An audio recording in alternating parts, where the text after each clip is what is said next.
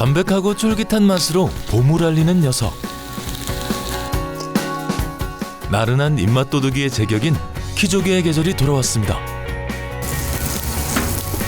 오색 비치는 검은 껍데기한 뽀얀 속살을 숨기고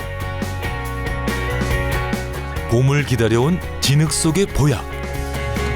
키조개의 맛을 소개합니다.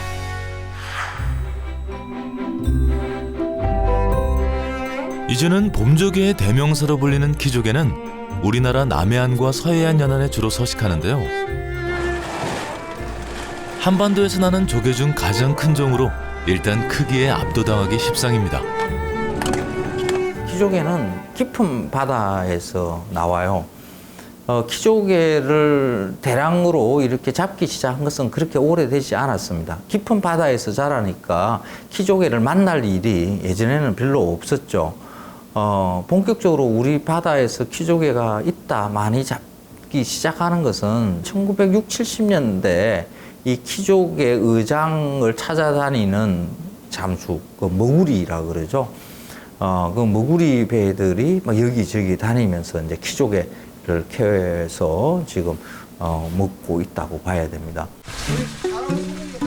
짧게는 3시간, 길게는 6시간 이상. 수심 40m 이상의 깊은 바다에 산소줄 하나만을 달고 들어가야 하는 고된 작업이지만 그 덕에 미식가들은 살을 꽉 채운 키조개를 선물 받을 수 있죠. 키조개가 맛있는 철은 보통 3월, 4월 이렇게 봄철에 이렇게 맛있다 하는데 키조개가 맛있는 것은 그 관자 부위가 이 살을 많이 키우는 때를 말하겠죠. 싱싱한 키조개 관자는 그냥 이렇게 썰어서 그냥 먹어도 감칠맛이 굉장히 풍부합니다. 아주 얇게 자대로 썰어서 살짝 익혀서 내는 그런 스타일도 감칠맛은 훨씬 더 풍부해지고 조개 특유의 향도 조개가 익으면서 내는 그 덜찍지근한 향이 있지 않습니까? 그게 좀 강해지는 거죠.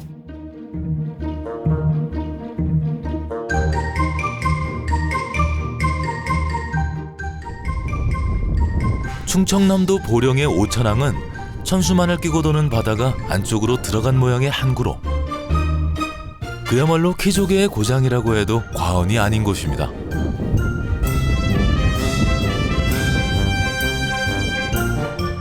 전국 키조개 생산량의 60%를 차지하는 키조개 대표 산지인 만큼 항구 앞엔 키조개 음식점들이 줄지어 있는데요.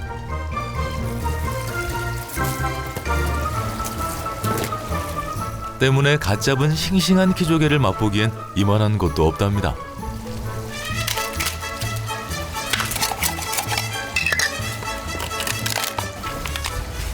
여기 오천항이 키조개 산지예요. 그래서 키조개로 하는 요리도 다채롭고 어렸을 때부터 이제 저희는 이게 반찬이고 주식이었거든요. 그래서 되게 막 다양한 요리에 활용하고 그렇게 먹고 이렇게 자라다 보니까요.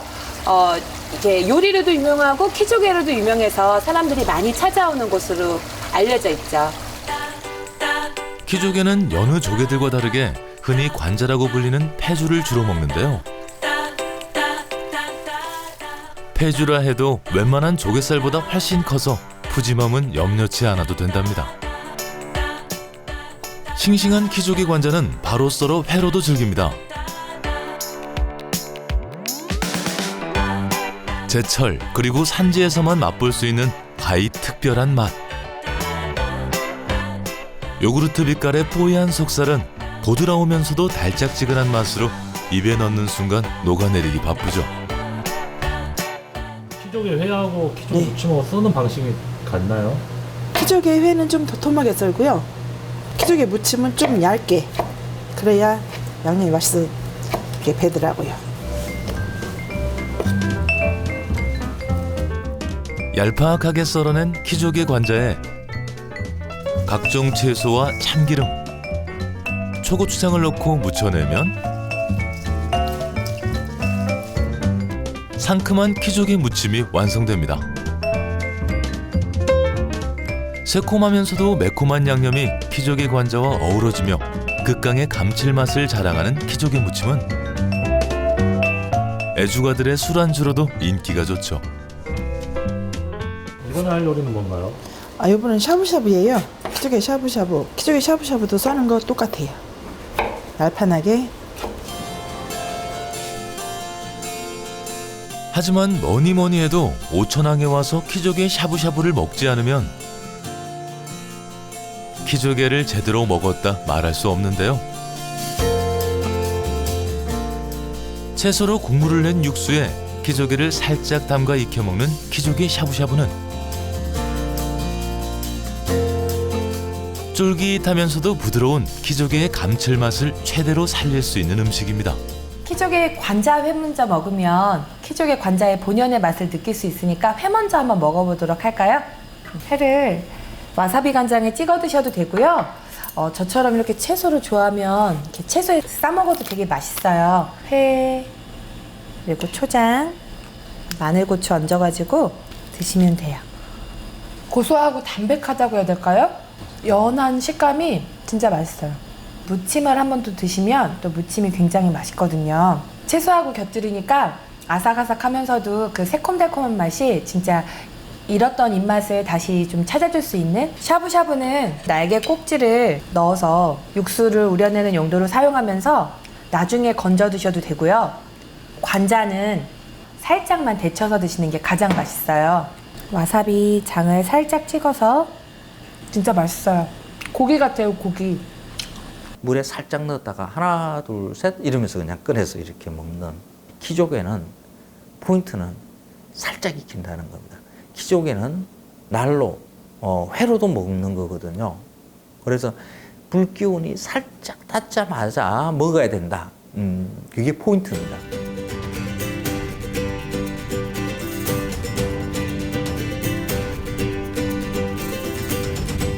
회, 무침, 구이, 샤브샤브까지 어떤 요리와도 어울리는 키조개는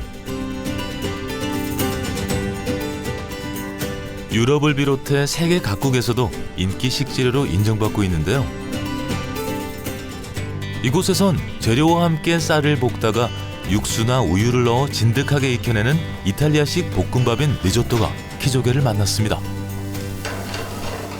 저희는 키조개 관자를 이용해서 크림 리조또를 만들고 있습니다. 크림이랑 관자가 전혀 어울리지 않을 것 같은데 먹는 식감도 있고 고춧가루를 넣어서 살짝 칼칼한 것도 더해서 담백하게 잘 즐길 수 있습니다. 바닷물에 보관한 키조개는 최대 5일까지도 싱싱함을 유지할 수 있는 녀석인데요. 먹기 전에만 민물로 씻어내는 거죠. 리조또에 들어갈 키조개는 씹히는 식감을 위해 잘게 썰어 준비해둡니다. 네, 저희는 관자도 사용하고 내장도 리조또의 풍미를 위해서 사용하고 있습니다. 씻고 또 씻고 이렇게 껍데기까지 꼼꼼히 씻는 데는 이유가 있습니다. 다른 일반 이태리 레스토랑과의 차이점을 주고 싶어서 껍데기로 그릇을 사용하고 있습니다. 저 껍데기. 고추기름을 넉넉하게 둘러주고 양파차, 다진 마늘. 센 불로 불만 먼저 살려주고 비린맛이 있는 내장은 아주 살짝 넣어 풍미만 더해줍니다.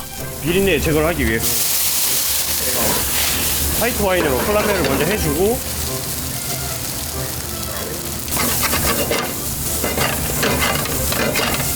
우유랑 생크림을 섞어준 브로콜리, 양송이가 들어갑니다. 이거를 섞어주고 저희는 손님에게 제공되기 직전에 바로 모짜렐라 치즈를 넣어줘서 리조또의 식감과 그리고 재료끼리 어우러짐을 위해서 저희는 모짜렐라 치즈를 넣어줍니다.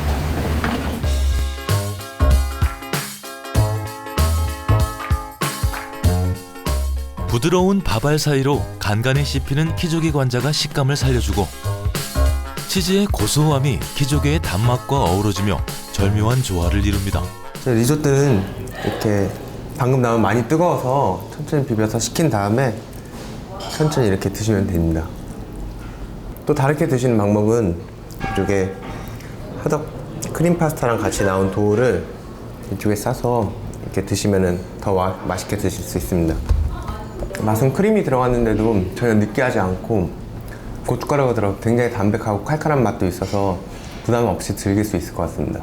키조개 관자는 외국에서도 아주 고급 재료로 쓰죠. 그것을 먹는 방법, 뭐 스테이크나 뭐 여러 가지로 해서 이렇게 먹습니다. 굉장히 고급 음식입니다.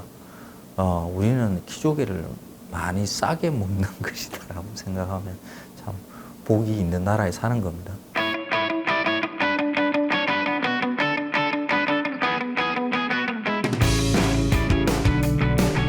서울 광화문 정남쪽에 있는 고장.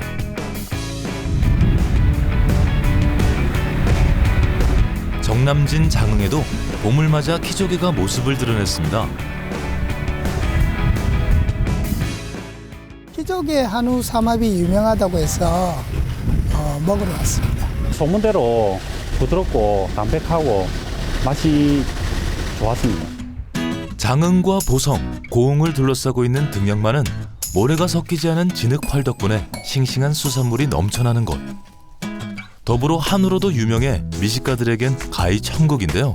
삼합은 어떤 것들이 들어가나요? 예, 장 특산물인 한우하고요, 키조개하고 표고버섯하고 이 세 가지를 같이 구워 드시는 게 장 삼합입니다.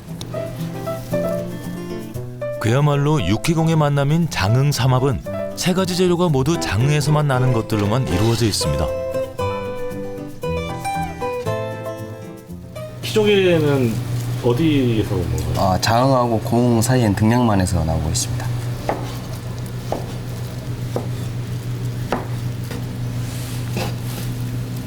세 가지 궁합은 잘 맞나요? 네, 너무 잘 맞습니다. 기본적으로 표고 향이 산속에서 나오기 때문에 표고 향이 너무 좋고요. 키조개에서 너무 부드럽고 단맛이 많이 나고요. 한우는 장 인구 4만인데 4만보다 훨씬 더 많은 사육토수를 가지고 있어가지고 좀 유명하거든요. 그래서 같이 올리다 보니까 정말 맛있습니다. 부드러운 키조개 관자는 구워내면 쫀득한 식감이 더해지는데요. 너무 오래 익히면 질겨지기 때문에 불에 스치듯 살짝만 익혀 먹어야 합니다. 첫 맛은 소고기의 고소한 맛으로 시작하지만 끝맛은 키조개의 달짝지근함과 표고버섯의 은은한 향이 입안을 가득 채워주죠.